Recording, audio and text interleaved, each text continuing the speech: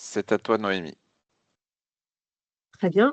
Bonjour à tous. Bienvenue sur ce webinaire organisé conjointement par Dedicated et EEN.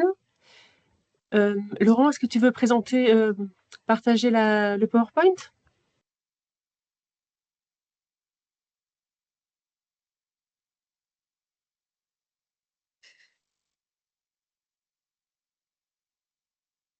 Merci. Donc, nous allons, oui, Est-ce qu'il est visible pour tout le monde? Oui, bien oui. sûr. Oui.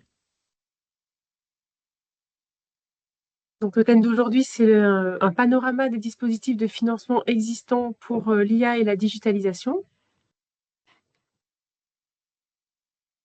Donc, le déroulement du webinaire. Il y aura une première partie avec les financements régionaux et nationaux. Une deuxième partie pour un panorama des financements européens. Une troisième partie sur comment accéder à ces financements. Une autre partie sur un retour d'expérience, un témoignage sur un projet européen particulier, Resist. Et puis, à la fin, on vous présentera l'accompagnement EDIH et EEN pour le financement de la digitalisation. Donc, Dedicated BFC, qui sommes-nous? Donc, nous sommes un EDIH pour European Digital Innovation Hub. C'est un réseau créé et soutenu par la Commission européenne pour accompagner les entreprises et les services publics dans leur digitalisation. Notre mission, donc voilà, c'est nous, Dedicated, c'est d'accompagner la digitalisation des PME et de l'accélérer. Voilà. Donc, on a de l'accompagnement sur 3 parcours différents. Un parcours Data IA, un parcours cybersécurité et un parcours digitalisation des procédés industriels. Donc, avec la réalité virtuelle et mixte, le jumeau numérique, etc. Ensuite, on peut passer à la partie des financements régionaux.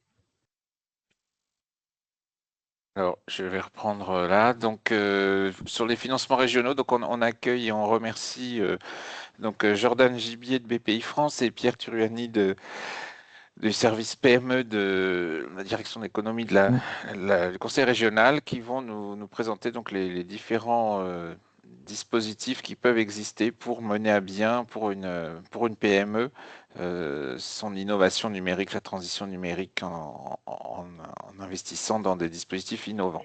Jordan, je te passe la Oui, balle. merci Laurent.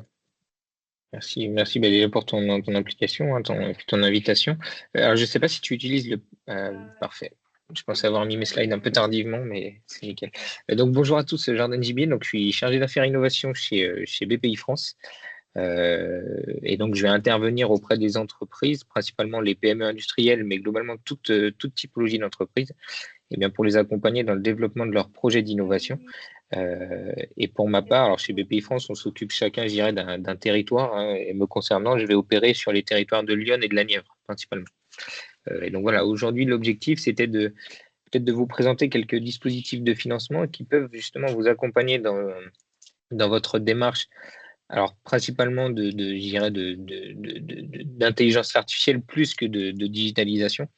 Mais sous l'angle innovation, qui est finalement un angle et un guichet qui nous permet encore, vous le savez aussi bien que moi, que les temps sont durs et que en termes économiques, il faut faire des efforts sur beaucoup de sujets, beaucoup de dispositifs. Et donc l'angle innovation, malgré tout, reste quand même un sujet, un angle d'attaque qui nous permet encore de mobiliser quelques dispositifs d'aide. Et donc c'est pour cela qu'on souhaitait, avec l'appui de Pierre qui prendra la parole juste après, eh bien, vous faire ce petit topo sur les dispositifs d'aide. En préambule, et je peux te laisser passer la slide, Laurent, il est quand même important de rappeler qu'avant d'entamer le financement d'un projet d'innovation, Qui plus est, un projet d'innovation qui concerne le développement d'une brique d'intelligence artificielle, il est quand même important d'avoir réalisé une sorte d'audit ou de diagnostic. Alors, avec tout un panel de diagnostics qui existe. Alors, effectivement, là, je rappelle un continuum qui est celui de BPI France, mais au travers de Dedicated, vous avez aussi la possibilité justement d'opérer ce diagnostic.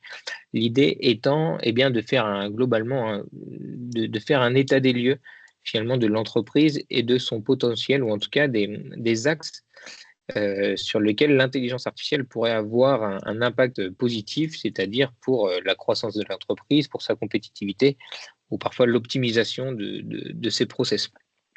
C'est un prérequis qu'on aime bien avoir dans les projets d'IA, pour être sûr que l'entreprise elle a bien identifié vraiment où se situait la valeur ajoutée dans son entreprise, ou du moins comment elle pourrait exploiter l'intelligence artificielle de la façon la plus efficace possible. Et une fois qu'on a ce diagnostic, qu'on a fait cet état des lieux, bien l'objectif derrière, c'est de définir un plan, un programme de R&D sur plusieurs mois, qui va passer en fait de la phase vraiment très aval à une phase amont, et sur lesquels on pourra intervenir sous forme de financement plutôt incitatif. Et donc sur la slide qui va suivre, un simple rappel sur le continuum de financement. Et le sujet qui nous concerne aujourd'hui, l'intelligence artificielle, notamment dans les projets d'innovation, va plutôt se situer sur la phase amont que vous voyez donc sur ce schéma, hein, entouré du rectangle rouge, ou sur les phases d'idéation et les phases de R&D. On est en capacité bien, de mobiliser des financements sur le volet innovation, qui sont plutôt incitatifs, hein, comme vous le voyez à l'écran. Grâce à 3 financeurs que sont l'État, la région et BPI France, bien, on peut mobiliser des financements, des soutiens sous forme de subventions ou de prêts à taux zéro. Et l'idée aujourd'hui n'est pas tant de vous détailler précisément le fonctionnement de ces dispositifs, mais bien de vous présenter plutôt leur philosophie, et que vous ayez surtout les bons réflexes lorsque vous allez vous lancer dans une démarche d'intégration de l'intelligence artificielle dans votre entreprise et de votre activité. Voilà, que vous ayez les bons réflexes pour ne pas passer finalement à côté de soutien, qu'il soit technique ou financier.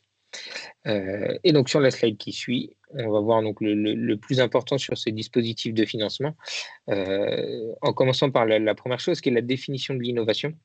Il est vrai que BPI France a longtemps eu quand même une image très start-up en fait, hein, sur le volet innovation notamment. On a eu cette casquette qui a pas mal évolué depuis 2-3 ans, hein, avec une stratégie nationale, et donc celle de BPI France qui est davantage proactive à destination de l'industrie. Et donc, je vous dis ça parce que ça implique également qu'on est revenu sur une définition, je dirais, de l'innovation qui est plus opérationnelle, plus terre à terre. Et donc aujourd'hui, lorsqu'une entreprise elle développe une solution, alors qu'elle la crée ou qu'elle l'améliore pour répondre à un besoin pour lequel on ne trouve pas de solution je dirais satisfaisante sur le marché, ou qu'il n'y en a même pas du tout, bien, on est déjà dans une démarche d'innovation.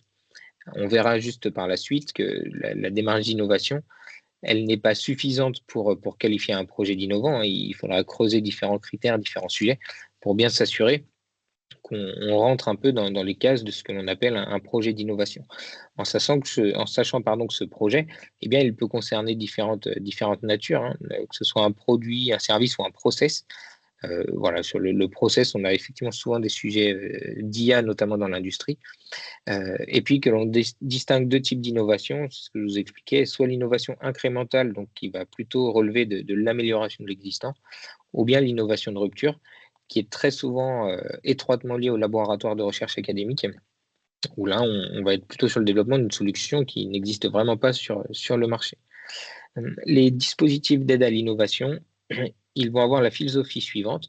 Sur les phases les plus amont du projet, donc par exemple de développement d'une solution IA, lorsque le niveau de risque il est encore élevé parce qu'on est loin du marché, parce qu'on ne sait pas si techniquement la solution que l'on veut développer, elle va fonctionner, bien, dans cette phase amont, qui est vraiment la plus risquée, qu'on qualifie aussi de phase souvent de faisabilité ou de prototypage, l'objectif des financements publics, c'est vraiment de partager le risque avec l'entreprise qui porte le projet d'innovation. Et donc, dans ce cas-là, on est en capacité de mobiliser des dispositifs sous forme de subventions donc une aide qui est octroyée à l'entreprise, qu'elle n'a pas à rembourser, pour vraiment partager le risque avec elle et faire en sorte de sécuriser sa démarche d'innovation. Et puis, lorsque le projet est plus mature, lorsqu'on va passer sur des étapes plutôt de développement, de démonstration, eh bien, dans ce cas-là, on a un risque qui est quand même plus maîtrisé de la part de l'entreprise. Et donc, on a encore la capacité de soutenir le développement du projet, mais simplement en mobilisant un financement qui sera un peu différent sous forme de prêt à taux zéro. Alors, je ne l'ai pas précisé, Laurent, mais si vous avez des questions, je ne sais pas si tu souhaites les compiler ou si elles peuvent être posées au fil de l'eau. Mais Je voilà, pense que le mieux, en c'est tout que cas, commencer à les poser ouais, dans le chat et quand vous aurez fini, Pierre et toi, on fera un petit d'accord. temps de questions. Voilà, bah, en tout cas, voilà, n'hésitez pas à compiler vos questions s'il y en a. Donc voilà pour la philosophie des dispositifs d'aide à l'innovation. Et finalement, ces dispositifs, eh bien, ils vont pouvoir, enfin, les dépenses, je dirais, qui sont éligibles à ces dispositifs d'aide publique, eh bien, ce sont toutes les dépenses qui sont liées vraiment au projet de R&D, au projet d'innovation, à savoir le temps interne que l'entreprise elle va mobiliser sur son projet, les prestations externes pour des sujets de propriété intellectuelle, d'études de faisabilité avec des bureaux d'études, par exemple, voire on est en capacité d'intégrer un peu d'investissement matériel. S'il faut acheter une machine, s'il faut acheter, alors ça peut arriver notamment sur les sujets IA qui nous concernent aujourd'hui, s'il faut investir dans un support informatique ou un serveur pour pouvoir faire tourner la solution de l'IA, c'est des dépenses que l'on peut intégrer. Simplement rappeler que la philosophie de ces dispositifs, c'est quand même de financer principalement l'immatériel, en fait, la réflexion. Et donc, c'est des dépenses d'investissement matériel qui ne devront pas dépasser, mettons, 20 à 25% des dépenses éligibles pour être intégrées dans ce programme de financement. Euh, deux prérequis quand même à rappeler, alors que je n'ai pas forcément noté sur les slides, mais ces dispositifs d'aide, ils répondent à deux critères hein, et qui valent pour tous les dispositifs de financement public. Le premier, c'est le caractère incitatif de ces dispositifs, c'est-à-dire qu'il ne faut pas finalement engager vos dépenses avant d'avoir déposé un dossier de demande d'aide. Si vous avez, alors en sachant qu'un engagement de dépense hein, pour les financeurs, c'est vous recevez un devis, vous le signez, on est sur une dépense qui pour nous est engagée et donc que l'on ne pourra plus considérer.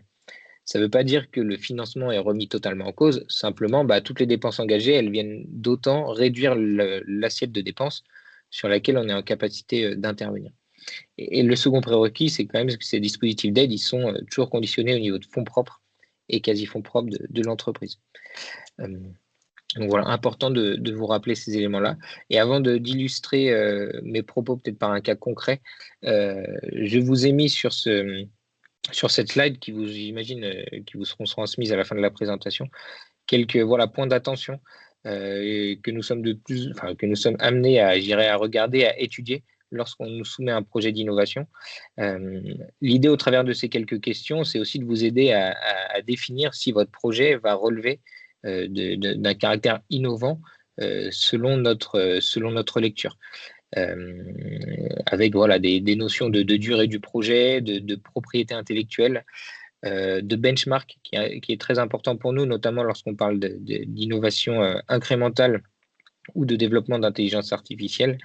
Voilà, d'être sûr que sur le marché, il n'existe pas de solution ou que les solutions qui existent, que l'on comprenne bien pourquoi elles ne répondent pas aux besoins de l'entreprise, aux besoins que vous exprimez.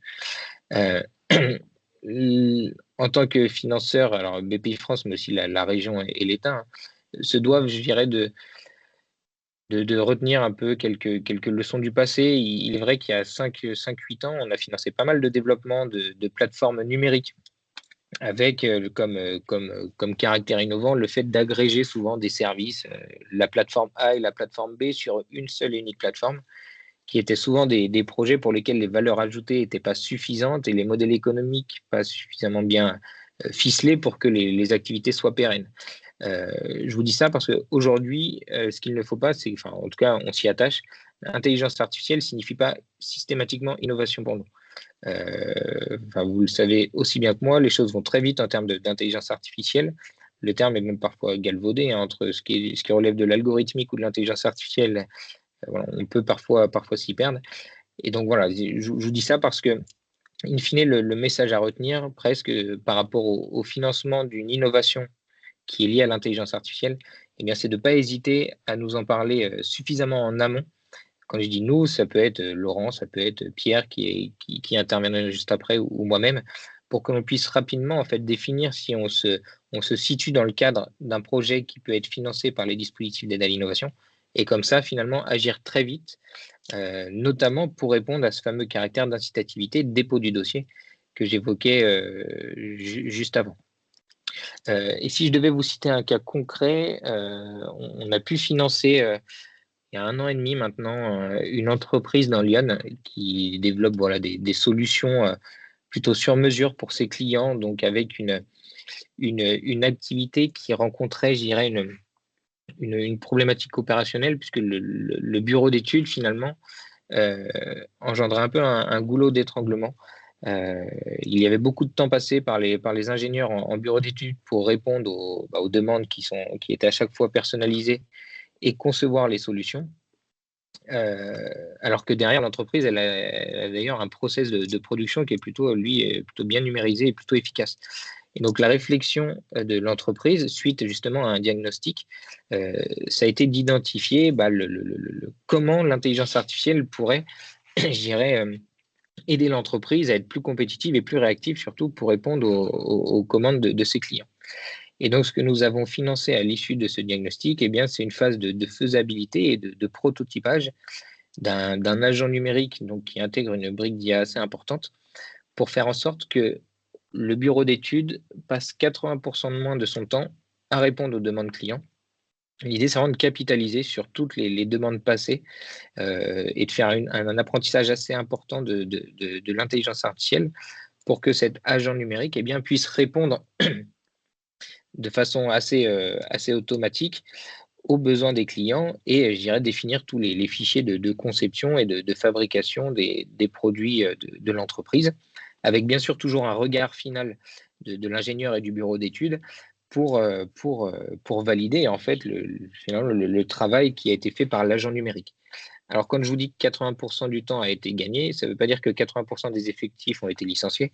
Simplement, la stratégie de l'entreprise, et c'est là que l'intelligence artificielle a aussi tout son sens, ça a été de faire en sorte que ce temps gagné il puisse être redéployé par le bureau d'études vraiment sur des sujets d'éco-conception ou d'innovation, sujets que l'entreprise avait un peu perdu de vue de par le volume d'activité qu'elle enregistrait. Donc voilà je dirais une illustration. Alors même si ça reste un peu flou parce que je ne peux pas vous divulguer trop d'informations, mais une illustration de comment l'intelligence artificielle peut être utilisée, là plutôt sous l'angle bureau d'études, et comment nous, financeurs, État, région, on a pu soutenir le développement de cette intelligence artificielle pour l'entreprise. Bien, merci Jordan. Peut-être une Vraiment. question tout de suite. Alors, on va Oui. peut-être passer à la présentation de Pierre Ouais. et on reprendra la question Oui. qui est déjà dans Je le vais chat la juste regarder en après. attendant. Alors, Pierre, je ne sais pas si Ouais. vous avez un support Oui, ou. j'enverrai, j'ai 2 slides en fait. Hein, D'accord. que Alors, je vais partager, donc si vous je vais permettez. je vais arrêter le partage. Ouais, je vais prendre la Hop, main. allez-y. Et voilà.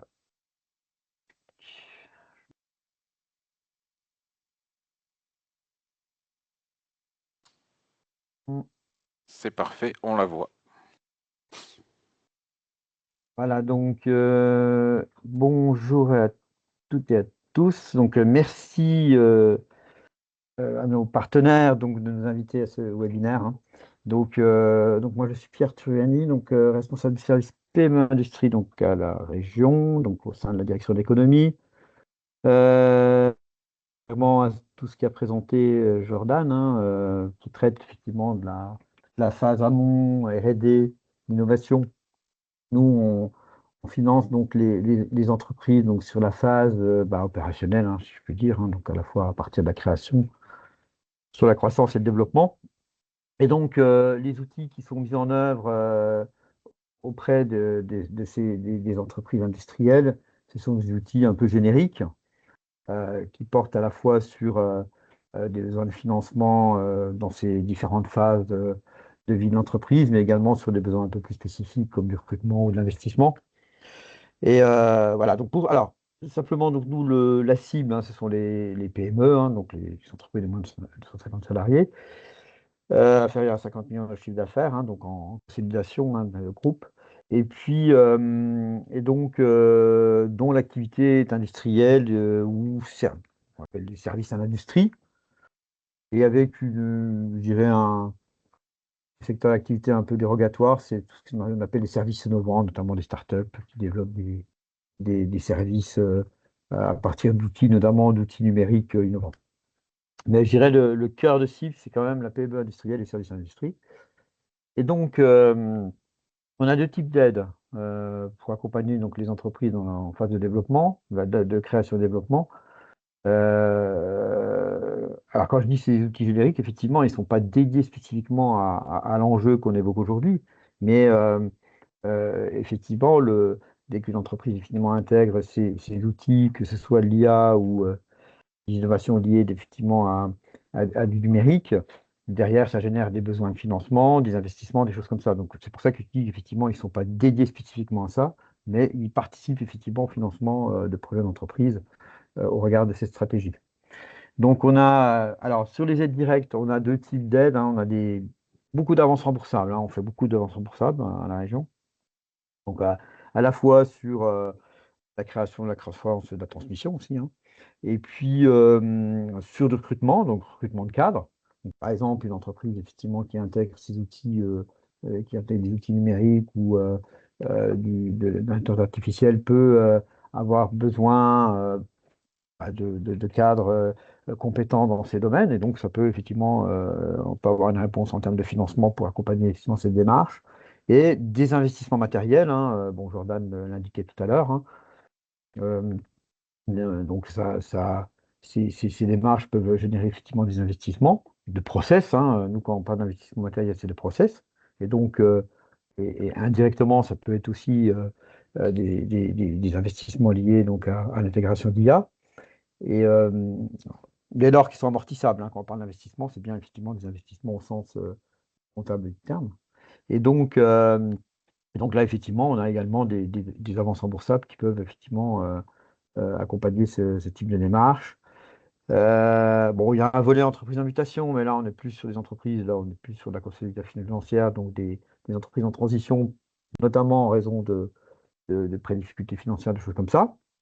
Et puis, on a un volet subventions.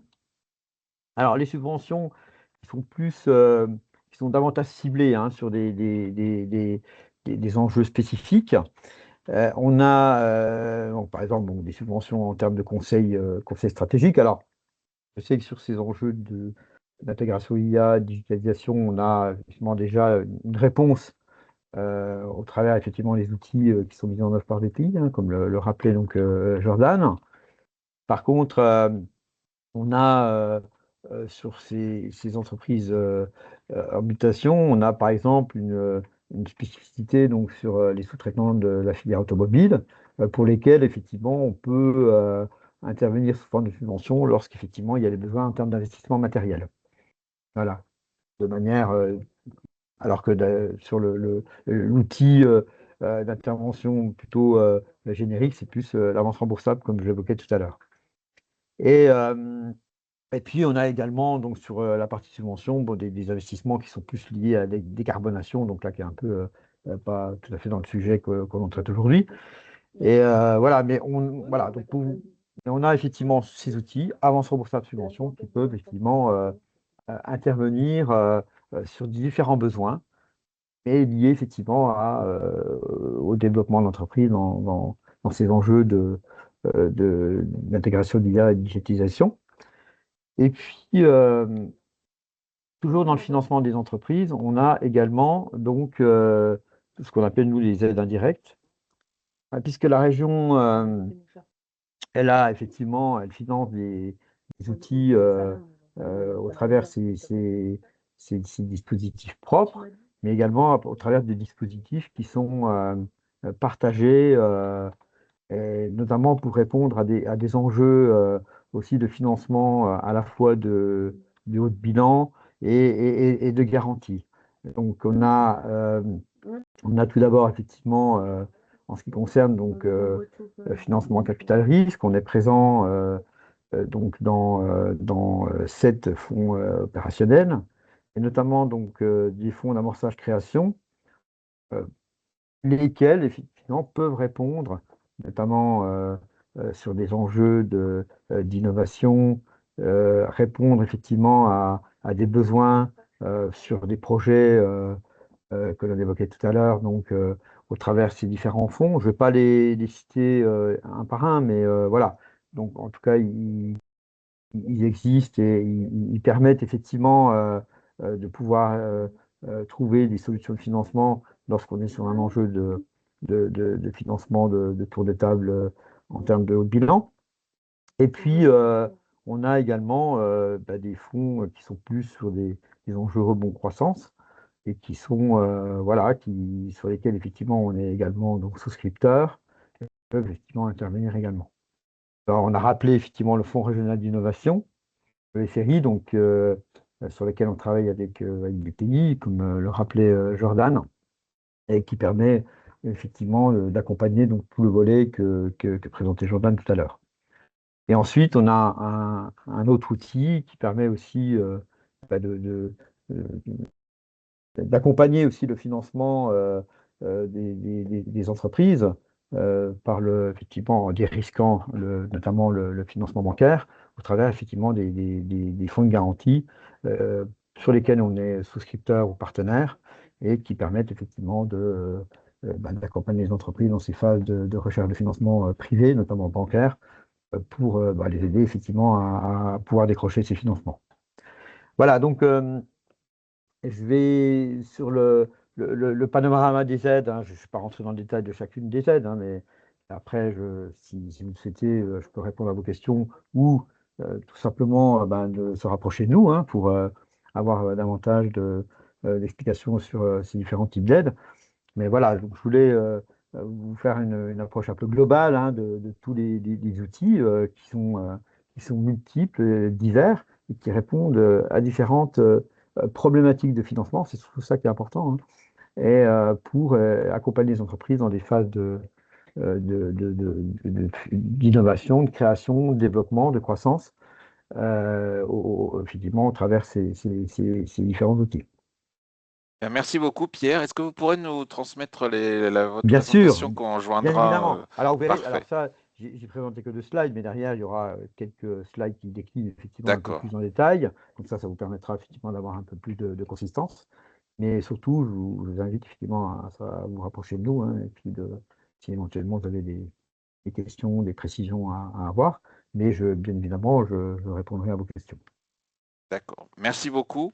On va. Alors, peut-être il y a juste une question que je pense qu'elle était plus pour toi, Jordan. Je ne sais pas si tu as pu la voir dans le chat et si tu veux y Oui, j'ai vu la répondre question pendant de que je Laurence. vais partager la suite de la Oui. présentation.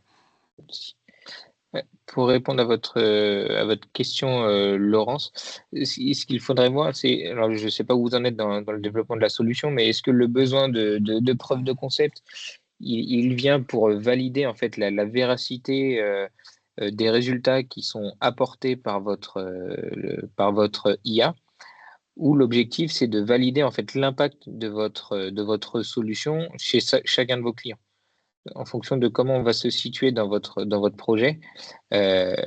Pour moi, enfin faire un POC de votre solution pour valider la véracité des résultats qui sont apportés par votre intelligence artificielle, on est sur cette démarche d'innovation et de validation de votre solution. Par contre, venir financer chacun des déploiements de votre solution chez vos clients, ce ne serait pas un financement, je dirais, innovation qui serait, je pense, adapté. En tout cas, d'après les éléments que vous me partagez. Mais si je ne me trompe pas, vous êtes suivi par Angélique chez nous. Donc, si jamais il y a des sujets que vous souhaitez aborder ou traiter plus en détail avec elle, il ne faudra pas hésiter à la recontacter.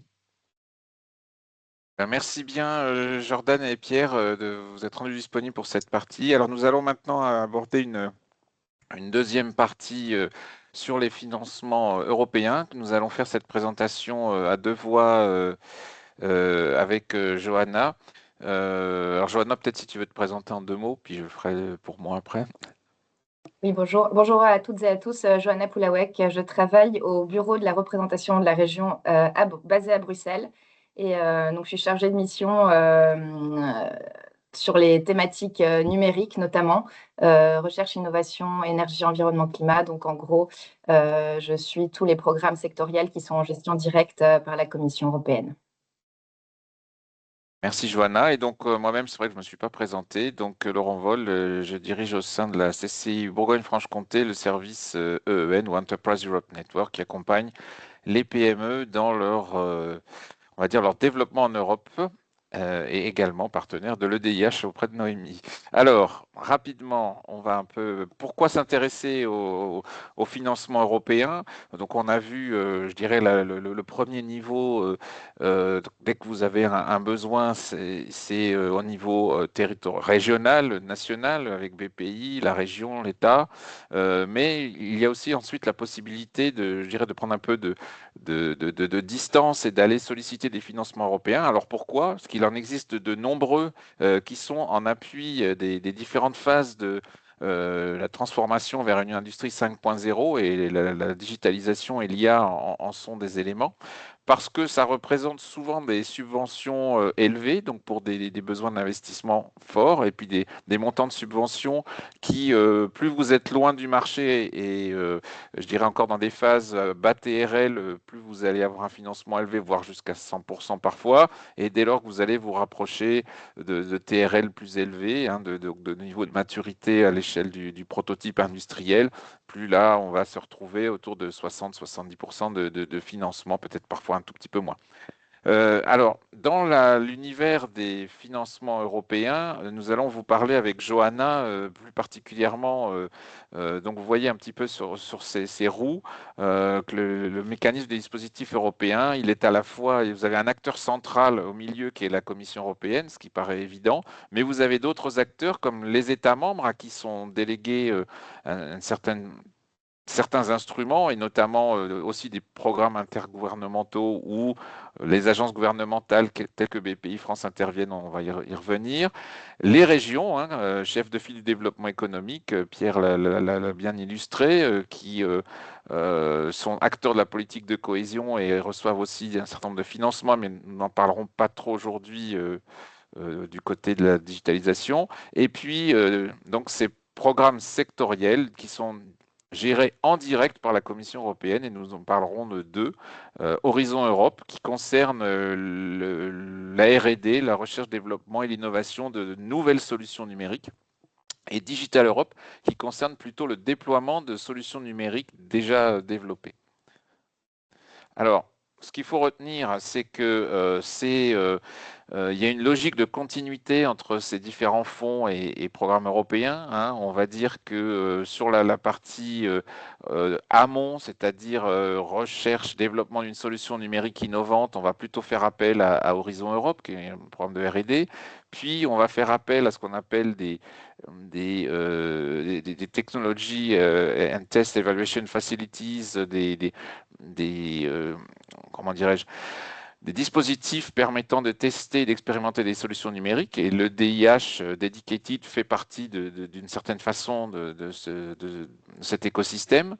L'adaptation et le déploiement de solutions numériques au travers de Digital Europe. Et ensuite, dès lors qu'on va passer dans des phases plutôt d'investissement, d'équipement matériel ou de montée en échelle, on va plutôt revenir au niveau régional ou sur des instruments tels que Pierre et Jordan ont pu les présenter. Alors, le programme Horizon Europe, très rapidement, c'est quoi? C'est le plus gros programme cadre d'appui à la recherche et l'innovation depuis l'idée jusqu'à la mise sur le marché, donc pour toute l'échelle de maturité technologique.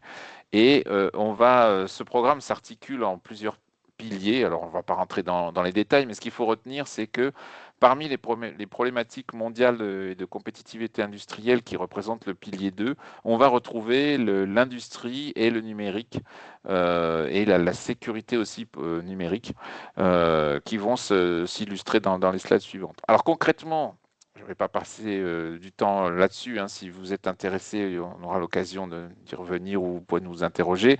Ce qu'il faut retenir, c'est qu'est-ce qu'il y a dedans pour une PME. Alors, la possibilité essentiellement de participer au travers de projets collaboratifs, soit en créant un consortium de partenaires de plusieurs pays autour de vous, soit en rejoignant, ce qui est souvent plutôt conseillé pour un primo-accédant, un consortium. Donc, généralement, ce sont des projets collaboratifs qui réunissent au moins 3 partenaires indépendants de 3 pays différents, souvent plus dans les faits, et avec à la fois des différents types d'appels. Je ne vais pas rentrer dans les détails, des appels thématiques, des partenariats publics-privés qui impliquent des grands industriels, des appels plus ciblés PME. On ne va pas rentrer dans les détails, mais sachez qu'il en existe plusieurs. Il existe également la possibilité, par exception, je dirais, la règle, l'énorme majorité des cas, c'est la règle du projet collaboratif, mais il existe quelques possibilités de participer de manière individuelle pour une entreprise d'un État membre de l'Union européenne, donc une entreprise française. C'est généralement plus pour des startups ou des PME très innovantes et on va dire quasiment exclusivement sur ce qu'on appelle le Conseil européen de l'innovation qui va donc financer la mise au point et l'accès au marché de technologies disruptives. Donc là, on va être plutôt dans de l'IA, non pas l'utilisation de briques d'IA, mais la création de nouvelles si on parle sur le sujet d'aujourd'hui, création de nouvelles applications d'IA ou même de nouvelles IA, de nouvelles méthodologies. Alors, ce qu'il faut retenir, c'est que la plupart de ces programmes se publient tous les 2 ans ou tous les ans suivant une ligne d'appel à projet thématique avec des sujets imposés. Et c'est généralement ces sujets, on les retrouve qu'une fois dans la durée d'un programme, la durée d'un programme étant de 7 ans, calqué avec la programmation pluriannuelle de la Commission européenne. Alors là, on vous a mis juste pour illustrer quelques appels à projets 2026-2027 sur la digitalisation. Hein. Donc vous voyez, vous avez par exemple des projets autour de la digitalisation de l'apport de briques d'IA dans des secteurs industriels. Vous avez le développement de systèmes robotiques avancés ou de fabrication avancée. Vous avez le développement de nouvelles infrastructures de gestion de les données, de cloud. Également tout ce qui concerne les infrastructures de test, la digitalisation des procédés industriels, etc. On vous a mis les liens et ça serait trop long d'en parler aujourd'hui. Alors sachez que des collègues parisiens de Jordan au siège de BPI font partie de ce qu'on appelle le point de contact national numérique, ce qu'on appelle le cluster 4, et on vous a mis les liens pour assister en replay aux présentations détaillées de tous les appels thématiques autour du digital et de l'industrie qui sont ouverts en ce moment. Rapidement aussi, pour citer un dispositif européen, mais qui regroupe les États membres et pour lequel, alors je ne sais pas si Jordan, si tu veux en dire 2 mots, qui s'appelle Eurostars et qui permet là, de manière peut-être plus simplifiée que les autres appels que je viens de présenter, sans thématique imposée, de monter un projet avec 1 ou 2 partenaires européens. Jordan, je ne sais pas si tu veux dire 2 petits mots là-dessus. Pas forcément compléter sur les éléments que tu évoques, effectivement, de taux d'aide ou de montant, donc plutôt sur l'aspect financier, mais rappeler que ces projets collaboratifs avec des partenaires européens sont aussi des opportunités importantes justement de collaboration qui peuvent faire émerger quand même des partenariats sur du long terme avec des partenaires qui ont souvent je dirais des synergies techno, parfois même marché, qui peuvent être pertinentes pour le développement de l'entreprise et sa compétitivité. Alors, autre dispositif, et nous verrons un exemple dans un instant, c'est ce qu'on appelle le cascade funding. Alors c'est quoi le cascade funding? Ce sont des organismes tels que un peu ceux qui sont autour de la table aujourd'hui parmi les organisateurs, donc des pôles de compétitivité, des agences d'innovation, des centres techniques, qui vont répondre à des appels à projets de la Commission européenne pour mettre en place on va dire un espèce de méta-projet cherchant à faire émerger des démonstrateurs de technologies nouvelles, notamment autour de l'Internet du futur, de l'industrie 4.0, de l'Internet des objets, de la robotique, de la photonique, etc. Et ces méta-projets, donc qui passent un accord avec la Commission européenne, un accord compétitif, enfin, je veux dire, qui sont sélectionnés de manière compétitive, vont ensuite passer des mini-appels à projets pour financer sous la forme d'un chèque innovation, pouvant aller jusqu'à plusieurs dizaines de milliers d'euros, dès le financement de démonstrateurs. Et nous verrons un exemple avec Resist tout à l'heure. Et puis je passe la parole donc là, on a parlé plutôt de la partie amont, R&D, développement d'une nouvelle solution, intégration d'une nouvelle solution. Et je vais passer la parole à Johanna qui va nous parler du programme Digital Europe qui là est plutôt un peu plus aval. Merci pour la présentation, Laurent, qui pose très bien du coup le cadre des financements européens dédiés à la recherche et l'innovation, effectivement. Et pour ma part, je vais maintenant vous parler d'un programme qui est complémentaire, mais souvent plus abstrait. Donc, c'est le Digital Europe Programme, ou DEP en acronyme. Donc là, l'idée, c'est de vous montrer en quoi il se distingue d'Horizon Europe, ce qu'il finance réellement et surtout ce que les PME de Bourgogne-Franche-Comté peuvent en tirer. Donc l'idée, c'est de ne pas financer de la recherche, donc ça c'est vraiment le rôle d'Horizon Europe, ni de financer des investissements qui sont matériels, ça ce serait plutôt le FEDER ou France 2030. Le DEP se situe vraiment entre les deux, puisqu'il sert à la fois à déployer des solutions existantes, à renforcer aussi les capacités européennes et à mettre en réseau les acteurs.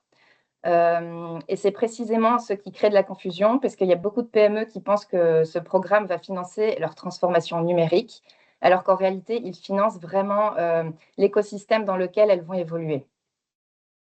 Ce programme représente sur la période de programmation actuelle 2021-2027 environ 8,1 milliards d'euros. Et nous l'avons vu, contrairement à Horizon Europe, il ne finance ni la R&D, ni les démonstrateurs, ni tout ce qui est prototype. Ce programme va financer des capacités numériques européennes qui sont mutualisées, déjà opérationnelles ou en cours de déploiement, et qui doivent être utilisées à grande échelle. Donc, ces capacités s'organisent en fait autour de 5 grands piliers. Donc, le premier, c'est l'intelligence artificielle. Ce programme va permettre de financer notamment tout ce qui est plateforme IA, des espaces de données sectoriels, des infrastructures de test, justement, dont parlait Laurent, et tout ce qui touche à la standardisation, l'interopérabilité et à la gouvernance des données en général. Le deuxième pilier, c'est tout ce qui est calcul intensif. Donc là, le programme finance les supercalculateurs européens comme Lumi, Leonardo ou Mare Nostrum 5 et tous les services qui sont associés pour permettre aux entreprises d'exécuter des modèles IA, de la simulation, de l'optimisation ou des jumeaux numériques, mais à très grande échelle. Il y a un troisième pilier qui concerne la cybersécurité, avec des centres nationaux de compétences, des capacités de détection et de réponse, et des outils de test aussi et de certification. Il y a un quatrième pilier qui porte sur les compétences numériques avancées, et là, ça va être tout ce qui est programmes de formation qui sont vraiment spécialisés, notamment en IA, en HPC et en cybersécurité. Et il y a enfin un cinquième pilier qui concerne l'adoption de technologies numériques, notamment via justement les EDIH, qui sont donc les hubs d'innovation numérique régionaux. Et si je devais résumer techniquement, Horizon Europe va vraiment financer tout ce qui est monté en TRL, tandis que le programme Digital Europe finance vraiment l'infrastructure et l'adoption à TRL déjà élevée. Donc maintenant que le cadre est posé, on peut voir ce que ça signifie concrètement pour les PME à la slide suivante, parce que même si le programme ne finance pas directement les projets des PME, il met à disposition en fait des ressources techniques qui sont extrêmement puissantes. Donc, les PME peuvent bénéficier de ce programme de 3 manières principales. La première, c'est l'accès à des capacités techniques européennes. Par exemple, grâce à EuroHPC, une PME peut accéder à des supercalculateurs européens. Voilà, Voilà, pour vraiment entraîner en fait des modèles d'IA, réaliser aussi tout ce qui est simulation ou développer aussi des jumeaux numériques. Le DEP va aussi financer des espaces de données sectoriels dont je parlais précédemment, qui vont fournir des données standardisées à l'échelle de l'Union européenne, qui sont vraiment interopérables. Voilà. Et il y a aussi un levier énorme pour développer des services basés sur la donnée, puisque les plateformes IA qui sont financées par ce programme offrent aussi des modèles, des jeux de données, tout ce qui est outils d'évaluation et des environnements de test. Et du côté de la cybersécurité, les PME peuvent aussi accéder à des capacités de test, de certification ou aussi de détection avancée.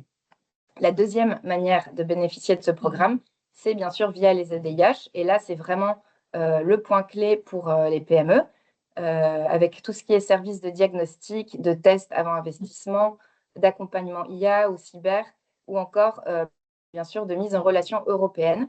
Et tous ces services-là proposés par les EDIH sont financés par le programme DEP.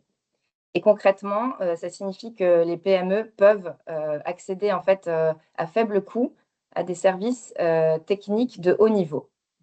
Et enfin, il y a une dernière partie qui concerne aussi les programmes de formation avancés, notamment dans l'IA, le calcul à haute performance et la cybersécurité. Ça, c'est vraiment une opportunité pour les PME de renforcer les compétences de leurs équipes techniques. Donc, en fait, même sans financement direct, ce programme met quand même à disposition des PME des briques technologiques de très haut niveau. Et donc, maintenant que vous voyez vraiment ce que ce programme met à disposition, on peut se pencher sur les appels 2026-2027, sur ce qu'ils proposent réellement. Et en fait, là, vous allez voir qu'on est sur des sujets vraiment très ciblés, très techniques, donc, puisqu'ils sont souvent infrastructures ou à des secteurs qui sont réglementés. Et on est loin des appels plutôt à tendance généraliste, orientés vraiment industrie, que l'on peut trouver dans Horizon Europe. Donc, les thématiques principales vont concerner tout ce qui est IA appliquée à la santé, la conformité réglementaire via les données. Il y a aussi tout ce qui est compétences numériques avancées, tout ce qui est EdTech, cybersécurité ou encore protection des mineurs en ligne. Ça, ce sont des appels qui s'adressent surtout à des PME qui sont déjà positionnées sur ces marchés. Donc, des PME typiquement IA santé, des PME cybersécurité, des PME aussi EdTech ou RegTech. Et pour les PME industrielles classiques qui cherchent vraiment à financer, par exemple, un jumeau numérique, un robot ou un système IA en interne, le DEP ne va pas être le bon programme. Les taux de financement sont souvent autour de 50% et nécessitent vraiment une capacité d'investissement qui est importante. Donc, il faut le dire clairement, les appels Best Use qui étaient les plus pertinents pour l'industrie, qui ont pu être publiés jusqu'à présent, sont aujourd'hui clos. Donc, en revanche, pour tout ce qui est PME numérique spécialisée, certaines opportunités restent assez intéressantes tout de même, notamment dans l'IA, comme je le disais, santé, cybersécurité ou la gouvernance des données. Donc, dans ce paysage très spécialisé, on pourrait voir comment les PME de la région peuvent tirer parti de ce programme, puisqu'elles peuvent bénéficier en fait du Digital Europe Programme de 4 manières. La première, la plus directe, comme je l'avais déjà un peu précisé auparavant, c'est via le DIH Dedicated. Donc, tout ce qui est service de diagnostic, test avant investissement, accompagnement, cyber, l'accès aux aussi sont financés par ce programme. Et pour une PME de la région, c'est vraiment le moyen le plus simple et le plus efficace d'en profiter. La deuxième manière, c'est l'accès direct aux infrastructures DEP, donc tout ce qui est supercalculateur, les espaces de données sectoriels, les plateformes IA ou encore les capacités cyber. La troisième possibilité, ça va concerner les PME numériques qui sont déjà matures et qui peuvent participer à des projets, à des appels à projets Digital Europe. Donc là, comme je l'ai déjà dit, ça concerne vraiment des entreprises qui sont spécialisées en IA, en cybersécurité, en data. Et là, les taux de financement varient entre 50 et 75%. Et enfin, les PME peuvent aussi se préparer aux futurs appels Best Use qui pourraient rouvrir sur des thématiques un peu plus ciblées comme les jumeaux numériques liés appliqués ou les données industrielles ou même la cybersécurité avancée. Donc, en résumé, pour les PME industrielles, le DEP est avant tout un accès à des services et des infrastructures. Et pour les PME numériques, c'est un ensemble d'opportunités, de projets qui sont vraiment très ciblés. Donc voilà, si je devais conclure et résumer en une phrase, je dirais que Horizon Europe finance vraiment tout ce qui est innovation, tandis que ce programme-là finance l'adoption et les infrastructures numériques européennes. Donc, ce programme ne va pas financer directement la transformation numérique des PME, mais il finance les services, les plateformes et les compétences dont elles pourraient bénéficier. Et pour les PME industrielles, le DIHBFC, c'est vraiment le point d'entrée principal.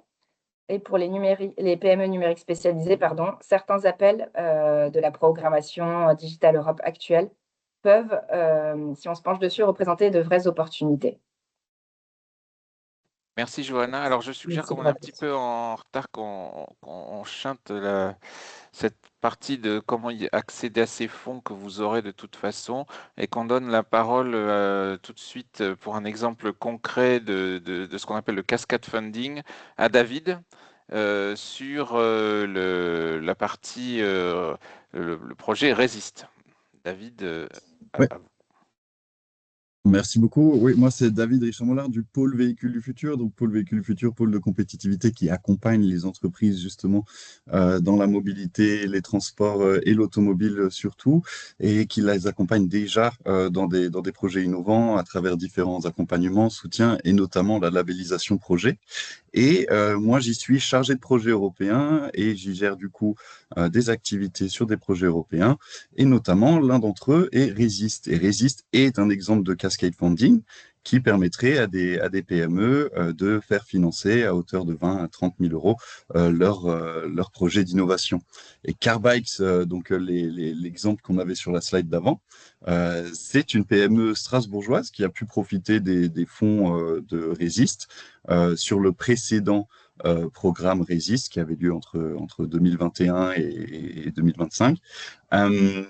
Et notamment, Carbikes, on vous le montre pour vous dire que c'est possible. Les cascades funding, quand même, via la simplification de l'accès aux projets européens, sont tout à fait intéressants pour les PME. Et je vais vous proposer après une liste d'exemples dédiés aux PME auxquels vous pourriez participer, ainsi qu'une plateforme où aller vous informer. Mais commençons par Carbikes. Carbikes qui était, ou qui est toujours d'ailleurs, une start-up qui développe donc des vélos cargo électriques carrossés et qui, au travers de Resist, a pu obtenir un financement de 30 000 euros pour être accompagné techniquement et financer l'accélération du développement de leur innovation et notamment une innovation qui était la version rechargeable à l'énergie solaire du vélo cargo. Permettant donc de réduire encore davantage l'impact environnemental du vélo et d'être soutenu dans la démarche financièrement et techniquement. Du coup, slide suivante, s'il te plaît, Laurent. Qu'est-ce que Resist 2 ? Resist 2 est un programme européen qui finance des petits projets d'innovation concrets pour aider les PME à être plus résilientes en termes écologiques et digital. Donc, le digital va être inclus dans le programme. L'objectif est d'aider donc les entreprises à développer des innovations produits ou procédés, réduire leur vulnérabilité et dépendance, améliorer leur performance environnementale et digitale et renforcer leur résilience face aux risques du marché réglementaire ou d'approvisionnement. Pour ce faire, donc, on a 5 pays et 5 clusters qui permettent l'accès qui structurent les appels à projets Resist et des clusters. Pourquoi ? Via leur lien aux PME, via leur expérience avec les PME, et aussi des clusters européens pour favoriser la collaboration transfrontalière, puisque cela permettrait par exemple à des PME qui obtiendraient les financements Resist, qui seraient lauréates, de participer à des événements de réseautage entre entreprises des différents pays de Resist, ici la France, l'Espagne, la Pologne, la Tchéquie et l'Ukraine. et donc non seulement d'avoir les financements, mais aussi d'accéder à davantage de collaboration et pourquoi pas d'avoir des collaborations intéressantes avec l'étranger et améliorer la résilience générale européenne. Donc, sur la slide suivante, s'il te plaît, ou la slide juste d'avant, des petits projets d'innovation concrets, rapides à mettre en œuvre et à impact direct, oui. À hauteur de 20 000 € pour un projet individuel, 30 000 € pour un projet collaboratif. Et on a 2 appels à projets, l'un qui finance les produits et services et l'autre qui finance les procédés. 2 thématiques principales au sein de Resist 2, notamment la réduction de l'empreinte carbone, et ça peut se faire aussi via des procédés digitaux, et la réduction de l'utilisation des matières premières, ou plutôt la résilience des chaînes de valeur générale, et donc la mise en circularité et l'augmentation de l'économie circulaire autour des matières premières critiques. Au-delà du financement, les services Resist, c'est aussi donc du mentorat, de l'accompagnement technique. On aimerait proposer également un catalogue d'experts et de partenaires potentiels pour vos projets innovants. Et comme je l'ai dit, donc du réseautage et de la collaboration transfrontalière. Par ailleurs, on a un événement le 4 juin à Mulhouse qui pourrait vous intéresser dans ce sens, puisqu'on représentera Resist et surtout, on fait des sessions B2B et on permet donc un peu le réseautage entre les PME pour tenter de s'accorder et de trouver de petits projets collaboratifs, innovants à proposer au sein de Resist 2. Donc sur la slide suivante, je voulais vous montrer un exemple de comment candidater sur Resist, mais aussi de manière générale sur les cascade funding, avec des processus qui se ressemblent beaucoup entre les cascade funding du programme Euroclusters. Et je vais vous présenter une plateforme que vous pourrez checker vous-même pour trouver des appels à projets dans ce sens. Donc de manière générale, on cherche l'appel à projet, on regarde dans le titre les thématiques qui nous intéressent, et après on prend le temps de consulter, de s'informer, et on en télécharge par exemple les guides. On a souvent des textes qui décrivent les thématiques et les sujets. Sur Resist 2, j'ai mis les liens dans la slide suivante, pas besoin de passer tout de suite, mais et notamment des guides pour candidats, dans lesquels sont précisées toutes les thématiques, sont précisées les procédures de candidature, d'évaluation, de sélection. Et voilà. Ensuite, avec ces informations-là, c'est à vous de réfléchir à un petit projet innovant qui est décrit de manière cohérente avec un petit budget, dont l'impact est relativement mesurable, et in fine, pour le dire grossièrement, un financement européen sur lequel l'Europe aimerait être le seul financeur, donc on n'aura pas de double financement possible, avec le plus fort impact possible, réalisable en 9 mois, et seulement donc financé par l'Union européenne. Et voilà pour les critères. Derrière, on a une inscription qui est faite sur une plateforme dédiée, comme on peut le voir sur l'image à droite. Et je voulais vous présenter vite fait pour finir des liens intéressants. Donc là, je voulais vous montrer aussi 2 appels à projets qui sont disponibles donc sur cette plateforme dont le nom on voit en haut à gauche, European Cluster Collaboration Platform. Sur celui-ci, on trouve le catalogue de tous les appels à projets dans le cadre du programme européen des Euroclusters. Et je vous en ai mis 2 qui concernent la digitalisation et l'IA. Et notamment donc le Scaling Green Innovation with Industry, Growth Box Call, qui soutient la montée en échelle d'innovation industrielle durable, et Net Zero AI for Permitting, qui soutient des solutions numériques innovantes contribuant à la transition net zéro, et notamment l'utilisation de l'IA et la création de licences associées. Et donc pour finir, je pense que cette slide sera potentiellement très utile pour vous, il me semble ma dernière slide, je voulais vous montrer voilà, différents liens très intéressants, les liens utiles pour Resist 2, donc les liens avec l'accès aux appels à projets, ce qu'on appelle les open calls, sur lesquels on retrouve les informations, donc les guides, les textes présentatoires ou les textes de présentation des appels à projets. On a le LinkedIn que je vous invite bien évidemment à suivre. On a les liens directement pour les appels à projets. Et enfin, de l'autre côté, la plateforme Eurocluster sur laquelle vous pourrez retrouver l'ensemble des appels à projets, leurs délais, leurs thématiques qui pourraient vous intéresser. Avec ces informations, ça vous fait un beau petit package pour vous informer et trouver des appels à projets correspondants. Et pourquoi pas participer à Resist 2, ce que je vous invite amicalement à faire, bien sûr. Et a priori, c'est tout pour moi. Je ne vous embête pas plus longtemps. Et merci beaucoup. Merci David, Merci. merci pour cette présentation. Donc peut-être pour résumer, on peut retenir que n'hésitez pas à faire appel à nous, quel que soit le type de financement, BPI, la région pour les financements régionaux, nationaux, les différents acteurs, la cellule Europe, le bureau de Bruxelles de la région au travers de Johanna, la CCI au travers de EN ou le pôle véhicule du futur sur Resist, mais également n'hésitez pas à nous solliciter parce qu'il existe d'autres projets de cascade funding ou d'autres dispositifs. Donc là, l'idée était d'illustrer pour que vous voyez que pour une PME, c'est accessible pour du petit au plus gros projet. Alors peut-être pour terminer, Noémie va nous résumer, même si c'est vrai que Johanna a pas mal présenté quelle était la mission des EDIH.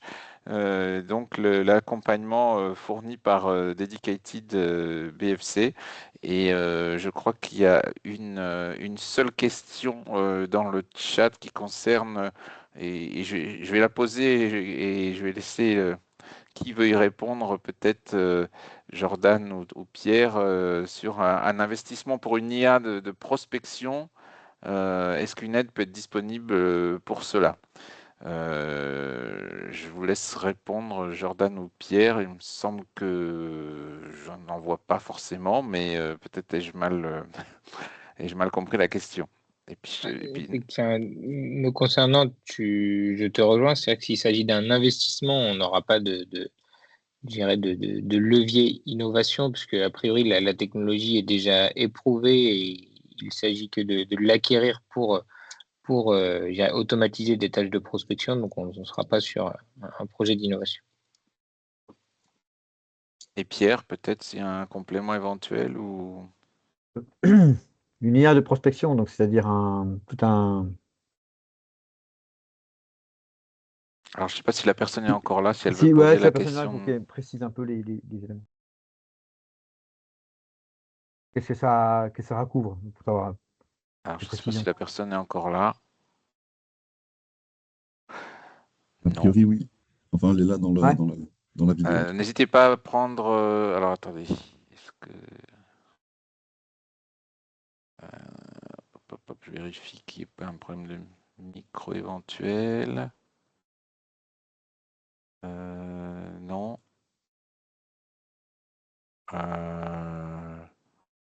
Alors, écoutez. Bon, bah, sinon, Non, ben, à ce on moment-là, Laurent, répondra à vous. votre question. Ouais, Renvoyez-nous la question peut-être plus précise à Pierre avec et à des Jordan précisions. Ouais, ok. et on pourra Puis on vous répondre à cette répond. question. Noémie, je te laisse terminer. Oui, très bien. Donc, du coup, au niveau de Dedicated, donc, qui est l'EDIH de Bourgogne-Franche-Comté, donc, je ne me suis pas présentée, donc je le fais aussi. Donc, Noémie Djemegard, je travaille au pôle Véhicule du futur qui coordonne cet EDIH. Et donc, c'est celui qui est. Donc, les EDIH, c'est un réseau européen, il y en a partout, c'est régionalisé. Chaque région, ou parfois pour plusieurs régions, il y a un EDIH qui est bien spécialisé pour la région en question.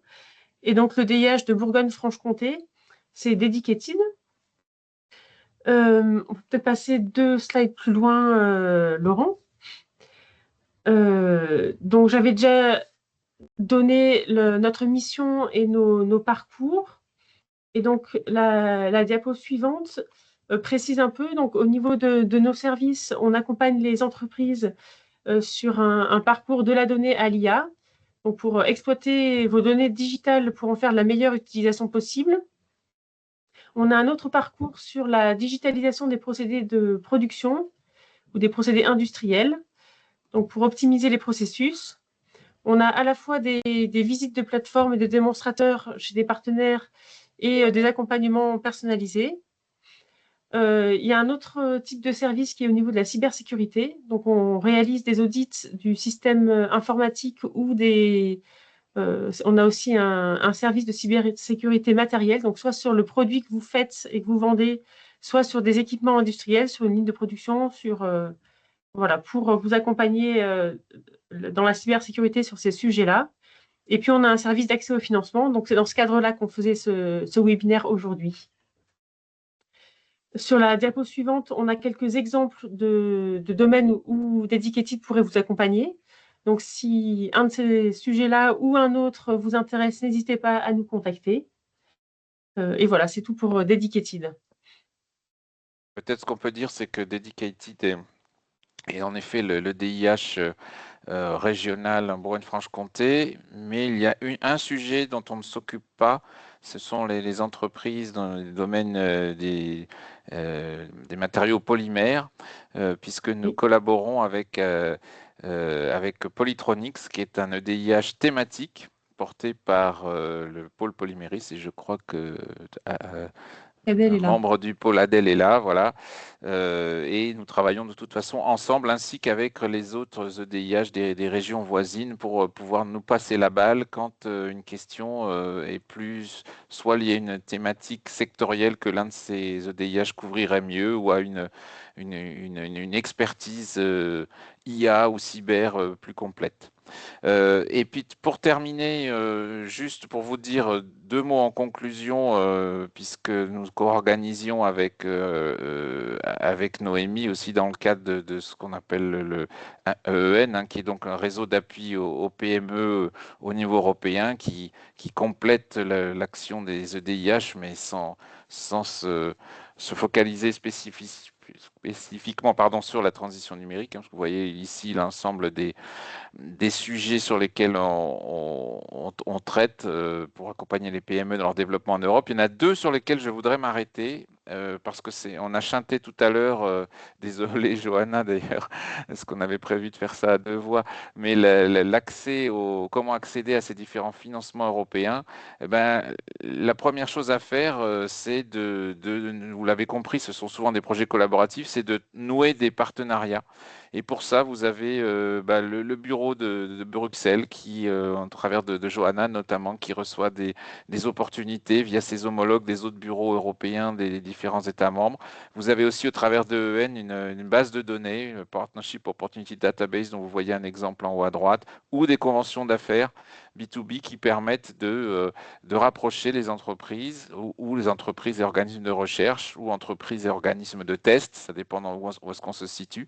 Et on ne peut que vous encourager à, en amont, nous interroger les différents intervenants d'aujourd'hui et en amont à effectuer ce réseautage pour trouver les bons partenaires afin de rejoindre ces différents appels à projets européens. Merci, on n'ira pas plus loin, je crois qu'on a un petit peu dépassé donc on vous enverra les présentations et n'hésitez pas à revenir vers Noémie ou moi ou l'un des intervenants pour plus de questions. Merci à tous. Merci à toutes et à tous. Merci. Noémie, merci. Merci beaucoup pour les Merci. présentations. Merci. Merci. Merci et bon appétit.